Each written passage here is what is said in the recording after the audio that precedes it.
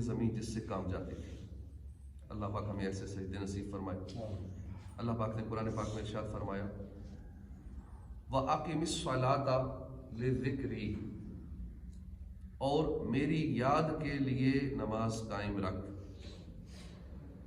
مسلمانوں کی اکثریت اسلام کی عام ترین عبادت کی اہمیت سے واقف ہے، ہر ایک کو پتہ ہے نماز پڑھنی چاہیے، نماز ضروری ہے، بڑی اچھی بات ہے،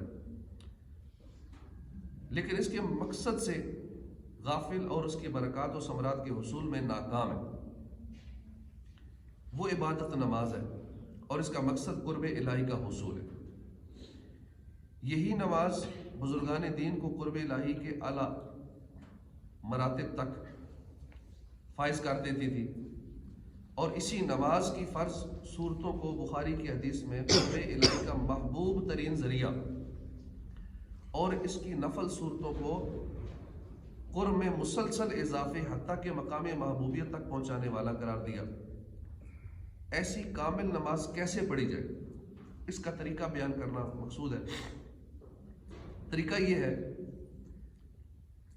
کہ فقہی احکام کے مطابق فرائض، واجبات، سنن، مستحبات کی ادائیگی کی رعایت کے ساتھ چند مزید چیزیں اپنی نماز میں شامل کریں، اور دیگر چیزوں کی بنیاد خدا کی یاد ہے۔ خدا کی یاد والی نماز وہ ہوگی جس نماز میں غفلت نہ ہو۔ اب وہ کیسی نماز ہے کہ ہم کھڑے اللہ کی بارگاہ میں، دھیان کہیں اور ہے، اللہ کی بارگاہ میں حاضر ہیں، سوچ کچھ اور رہے، وہ کیسی نماز ہے جس میں اللہ کی یاد ہی نہیں ہے، اس کی بارگاہ میں اور اسی کی یاد نہیں ہے۔ قرآن پاک میں ارشاد ہوتا ہے وَلَا تَكُن مِّنَ الْغَافِلِينَ، اور غافلوں سے نہ ہونا۔ نماز میں ہم غافل رہتے ہیں۔ غافل نہ ہونے کی بنیادی علامت یہ ہے کہ نماز اور جو اس میں پڑھا جا رہا ہے نمازی کو پتہ ہو کہ میں کیا پڑھ رہا ہوں۔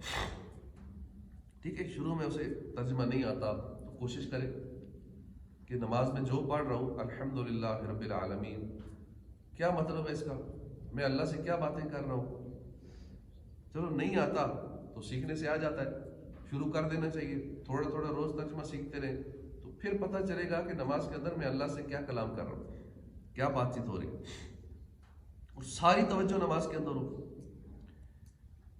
تو ایک تو نمازی کو پتا ہو کہ وہ کیا کر رہا ہے، نمازی اسے جانتا ہو جو پڑھ رہا ہے، ایسا کہ فرمایا حَتَّى تَعْلَمُوا مَا تَقُولُونَ، نشے کی حالت میں نماز کے پاس نہ جاؤ جب تک سمجھنے نہ لگو وہ بات جو تم کہو، کیونکہ نشے میں پتہ نہیں چلتا بندہ کیا کہہ رہا ہے، اس لیے کچھ عرصے کے لیے منع ہو گیا تھا نشے کی حالت میں، بعد میں تو نشہ مستقل منع ہو گیا۔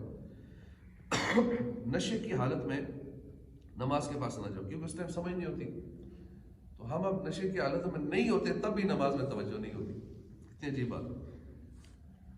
غفلت سے بچنے کے لیے اپنے دل و دماغ میں یہ بات اچھی طرح جما لے کہ نماز خدا سے شرف کلام پانے کی بہت ہی پیاری صورت ہے۔ نبی کریم صلی اللہ علیہ وآلہ وسلم نے فرمایا نمازی اپنے رب سے مناجات کرتا ہے، یعنی سرگوشیاں کرتا ہے۔ اس کے برخلاف غفلت کی نماز خدا سے دور کر دیتی ہے۔ چنانچہ حدیث میں فرمایا کہ جسے اس کی نماز بے حیائی سے نہ روکے، جسے اس کی نماز برائی سے نہ روکے، تو اس سے اس کی اللہ سے دوری میں ہی اضافہ ہوتا ہے۔ یہ بندہ نماز بھی پڑھ رہا ہے پھر گناہ بھی کر رہا ہے، نماز بھی پڑھ رہا ہے حرام روزی بھی کما رہا ہے، نماز بھی پڑھ رہا ہے بے حیائی کی باتیں باہر جا کر رہا ہے، غیبتیں بھی کر رہا ہے نمازی، حرام کا لین دین بھی کر رہا ہے، ایسے بھی ہے نماز ہی پڑھ رہے ہیں باہر جا کے چرس بھی بیچتے ہیں۔ تو ایسی نماز جو گناہوں سے نہیں روک رہی، بے حیائی سے بھی نہیں روک رہی، برائیوں سے بھی نہیں روک رہی، تو پھر ایسی نماز اللہ سے دور کرتی رہتی ہے۔ بندہ نماز پڑھ رہے اور اللہ سے دور ہی دور ہو رہے۔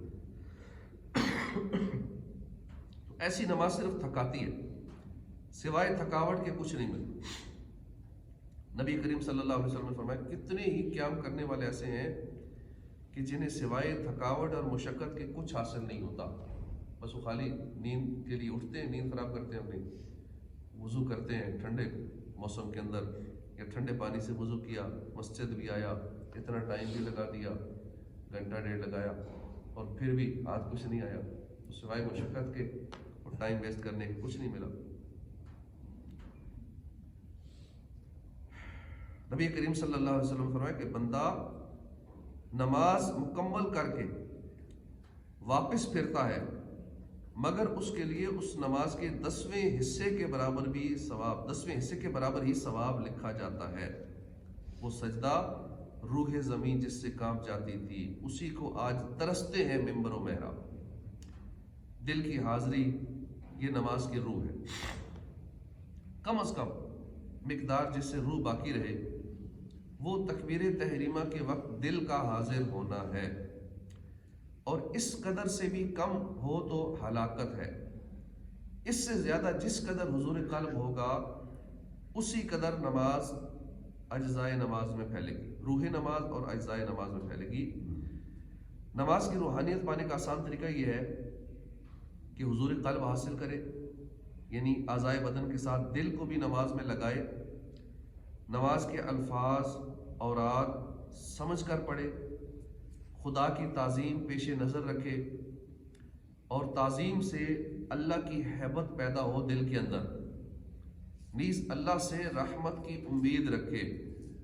شوق تیرا اگر نہ ہو میری نماز کا امام، میرا قیام بھی حجاب میرا سجود بھی حجاب۔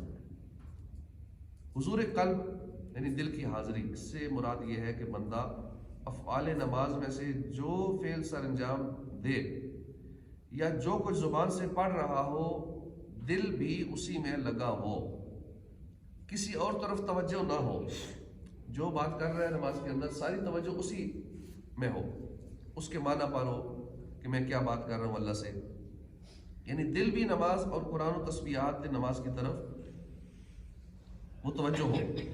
اب جو پڑھ رہے ہیں اس کا ترجمہ معنی مفہوم بھی سمجھ کر نماز پڑھے۔ تعظیم اور ہیبت یعنی اللہ کی عظمت اور جلال اور کمال دل میں سوچے تاکہ تعظیم اور ہیبت کی کیفیت پیدا ہو۔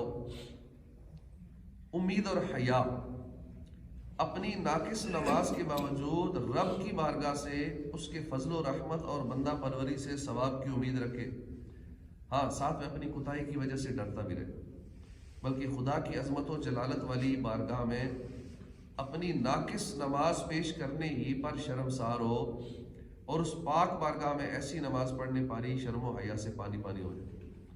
جب بھی نماز پڑھ لے پھر شرمندہ ہو جائے، اللہ میں نے ایسی نہیں پڑھی نماز جیسی تیری بارگاہ کے لائق۔ تو مذکورہ اوصاف حاصل کرنے کے طریقے کیا ہیں؟ حضور قلب کے حصول کے لیے اپنی سوچ نماز کی جانب لگائے رکھنے کی کوشش کریں، آخرت کے ہمیشہ باقی رہنے اور اس میں حاصل ہونے والے عظیم ثواب اور دنیا کے ختم ہو جانے اور اس کی خرابیوں، خامیوں اور آفات کا خیال کرے۔ پھر سوچے کہ دنیا کے بادشاہوں، عہدے داروں کے پاس جاتے ہوئے تو دل و دماغ بہت حاضر ہوتا ہے، تو آسمان و زمین کے حقیقی مالک، سچے بادشاہ، قادر مطلق، خالق و مالک، رب العالمین، احکم الحاکمین کی بارگاہ میں حاضری کے وقت دل کیوں حاضر نہیں ہوتا؟ اس سوچ سے دل کی حاضری نصیب ہو۔ سمجھ کر نماز پڑھنے کے لیے طریقہ یہ ہے کہ نماز میں پڑھی جانے والی صورتوں، آیتوں، تسبیحات کا ترجمہ اچھی طرح یاد کر لے اور پھر ان کے معنی پر توجہ دے۔ اس سے وسوسے بھی دور ہو جائیں گے، نماز کے اندر خشوع و خضوع بھی نصیب ہوگا۔ تعظیم اور ہیبت یہ دل کی کیفیت کا نام ہے۔ یہ کیفیت تب حاصل ہوتی ہے کہ جب انسان اللہ کی عظمت و شان پہچانے اور اپنی بے کسی اور بے بسی اور لاچارگی پر غور کرے۔ یوں ہی خداوند قدوس کے جلال و عظمت کے سبب برگزیدہ انبیاء پر طاری ہونے والی کیفیات اور حالات پر غور کرے۔ اس سے بھی خدا کی بارگاہ میں ہیبت، خدا کی بارگاہ کی جو ہیبت ہے وہ دل میں اترتی ہے۔ پھر رحمت کی امید رکھے۔ اس کی رحمت کی امید بڑھانے کے لیے اللہ کی مہربانیوں اور کروڑوں سالوں سے جملہ مخلوقات پر ہر آن برستی ہوئی رحمتوں اور خود اپنی ذات پر رب کریم کے بے پایا احسانات یاد کرے، اور آخرت میں نعمتوں سے مالا مال سلامتی کے گھر جنت کو یاد کرے، اور نمازیوں کے لیے جنت کے وعدے یاد کرے. جو نماز پڑھتے ہیں اللہ نے جنت کا وعدہ کیا ہے. سوچو عبادت پیش کرنے میں شرم و حیا محسوس کرنے کے لیے غور کرے کہ میری نماز کتنی ناقص ہے، میرا وجود کس قدر عیوب پر مشتمل، اخلاص کی کتنی کمی، جبکہ اس بارگاہ میں عبادت کا نذرانہ پیش کرنے والوں میں جملہ انبیاء و مرسلین، ملائکہ مقربین، صدیقین، اولیاء، صالحین داخل ہیں. اور وہ ہستیاں بھی کہتی ہیں کہ اے مالک ہم تیری عبادت ویسی نہ کر سکے جیسا اس کا حق تھا. تو جب کاملین کا یہ حال ہے تو مجھ جیسے ناقص بندے کا کیا حال ہوگا؟ مجھ جیسے ناقص کی نماز کتنی ناقص ہوگی؟ یہ ایسے ہی ہے جیسے دنیا کی بہترین کمپنیوں کے بنے ہوئے نہایت خوبصورت صاف ستھرے شو رومز کے درمیان میں کوئی اپنا ٹوٹا پھوٹا گندا میلا ناقص سا ٹھیلا لے کر کھڑا ہو جائے. بڑے بڑے برانڈ ہو شاپنگ مال کے اندر، اور اس کے اندر بندہ ایک ماڑا سا گندا سا ٹھیلا لگا لے، کتنی شرمندگی ہوگی اسے.